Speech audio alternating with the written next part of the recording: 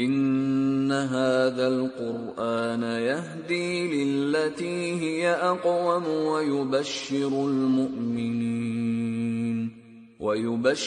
المؤمنين الذين يعملون الصالحات أن لهم أجرا كبيرا.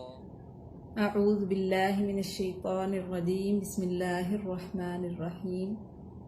ہم آج کا لیسن سٹارٹ کرنے سے پہلے لہن جلی کی تیسری قسم کو ریوائز کرتے ہیں.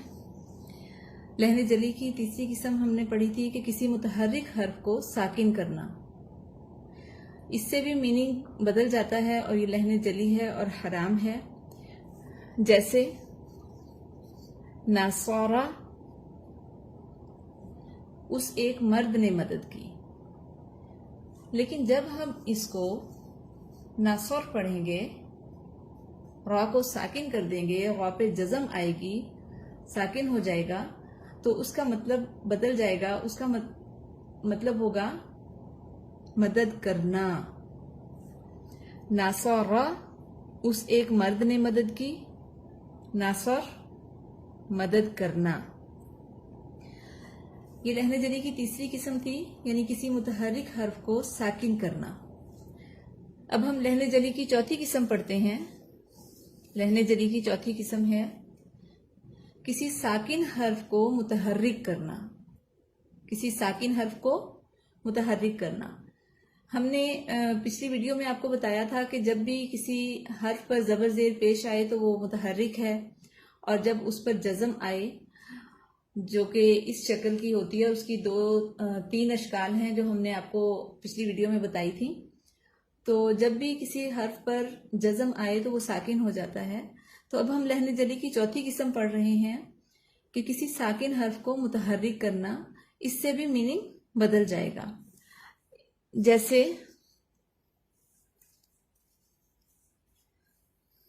ضربت،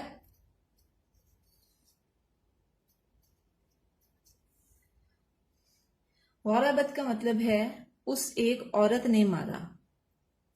ضربت میں آپ دیکھ رہے ہیں تا ساکن ہے، با متحرک ہے. ضربت میں با متحرک، تا ساکن. لیکن جب ہم اس کو ساکن کو متحرک کر دیں گے تو اس کا میننگ بدل جائے گا. جیسے ضربت، ضربت، تم ایک مرد نے مارا. ضربت میں آپ دیکھ رہے ہیں با متحرک، تا ساکن. اس کا میننگ ہے اس ایک عورت نے مارا. ضربت میں آپ دیکھ سکتے ہیں کہ با ساکن، تا متحرک. اس کا میننگ ہے تم ایک مرد نے مارا. ہم لہن جلی کی چوتھی قسم پڑھ رہے تھے کہ کسی ساکن حرف کو متحرک کر دینا. تا ساکن ہے، اسے ہم نے یہاں متحرک کر دیا تو اس سے میننگ بدل گیا. اسی طرح سے ذہبت،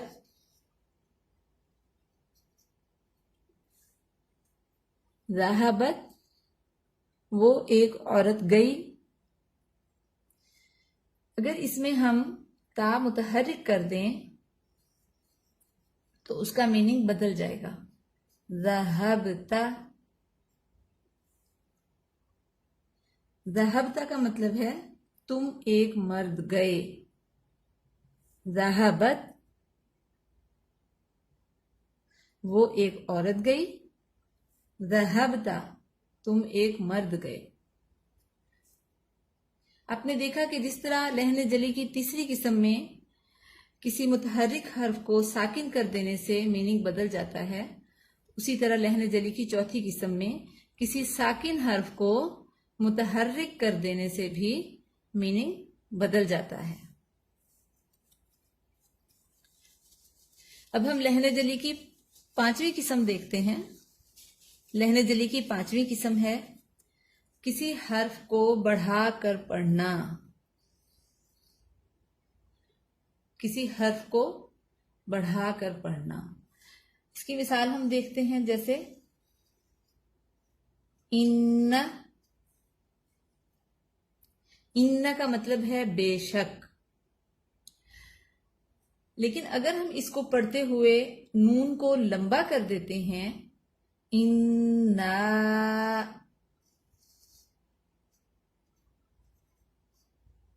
اگر ہم پڑھتے ہوئے اس کو انا کی بجائے انا پڑھتے ہیں تو اس کا مطلب ہے کہ ہم نے نون کے ساتھ الف کا اضافہ کر دیا، اس لیے ہم نے اس کو لمبا کیا.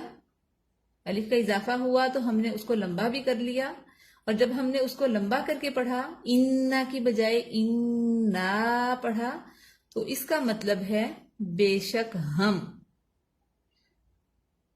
ہم لہن جلی کی 5ویں قسم دیکھ رہے ہیں.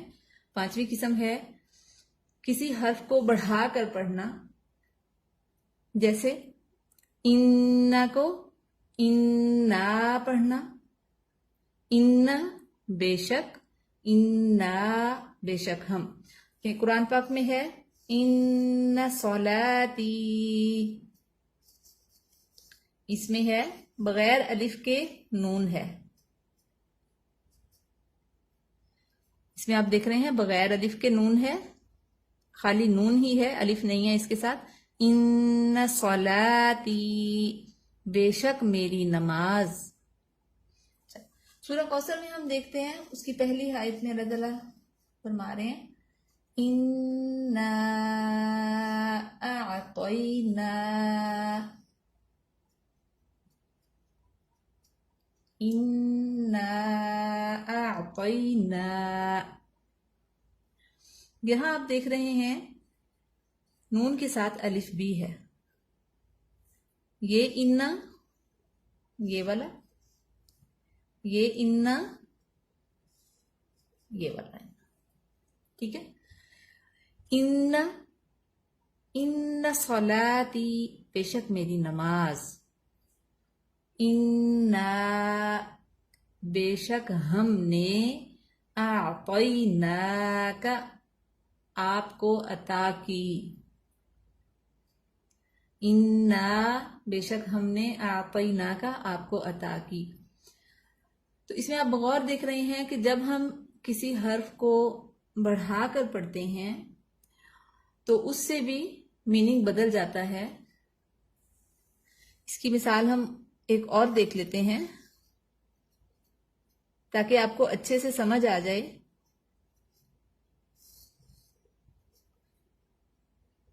یقول،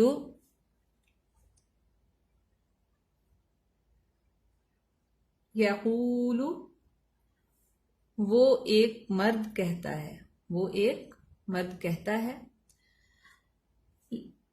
لیکن اس کو اگر ہم دوسری طرح سے پڑھیں، یقو میں قاف کے بعد واو ہے، اس لیے ہم اس کو لمبا کر کے پڑھ رہے ہیں، جبکہ لام خالی ہے، اس کے ساتھ واو نہیں ہے، اس لیے ہم اس کو جلدی ادا کر رہے ہیں. یقول، لام خالی ہے، اس پر صرف پیش ہے، اس کے ساتھ اور کوئی حرف نہیں ہے، جبکہ قاف کے ساتھ واو بھی ہے، اس لیے ہم نے قاف کو لمبا کیا جبکہ لام کو جلدی پڑھا. یقول. لیکن اگر ہم اسی لفظ کو پڑھتے ہوئے قاف کے ساتھ ساتھ لام کو بھی لمبا کر دیں تو اس کا میننگ بدل جائے گا. وہ اس طرح بن جائے گا یقولو. اگر ہم اس لفظ کی ادائیگی کرتے ہوئے قاف کو لمبا کرنے کے ساتھ ساتھ لام کو بھی لمبا کریں اور اس کے ساتھ واو ملا دیں، واو لگا کر یعنی اس کو پڑھیں، تو وہ یہ لفظ بن جائے گا یقولو. اس میں لام کے ساتھ بھی واو آ رہا ہے، اس لیے ہم لام کو بھی لمبا کر رہے ہیں. قاف کے ساتھ بھی واو ہے، لام کے ساتھ بھی واو ہے، اس لیے ہم نے قاف اور لام دونوں کو لمبا کیا. جبکہ پہلے والے ورڈ میں قاف کے ساتھ واو ہے جبکہ لام کے ساتھ واو نہیں ہے، اس لیے ہم نے قاف کو لمبا کیا، لام کو لمبا نہیں کیا. یقولو، وہ ایک مرد کہتا ہے. جب ہم نے لام کو بھی لمبا کیا اس میں واو کی آمیزش ہو گئی، یقولو، کیونکہ لام کے ساتھ واو آ رہا ہے اس لیے ہم نے قاف کے ساتھ ساتھ لام کو بھی لمبا کیا، یقولو۔ اس کا میننگ ہے وہ سب کہتے ہیں، وہ سب مرد کہتے ہیں، یعنی یقولو واحد، یقولو واحد ہوا، ایک مرد کہتا ہے، یقولو جمع ہو گیا، سب مرد کہتے ہیں۔ تو یقیناً آپ کو بہت اچھی طرح سمجھ آ گئی ہوگی کہ اگر ہم کسی حرف کو بڑھا کر پڑھتے ہیں تو اس سے بھی میننگ بدل جاتا ہے، اور یہ لہن جلی ہے اور حرام ہے، ہمیں اس سے بچنا چاہیے۔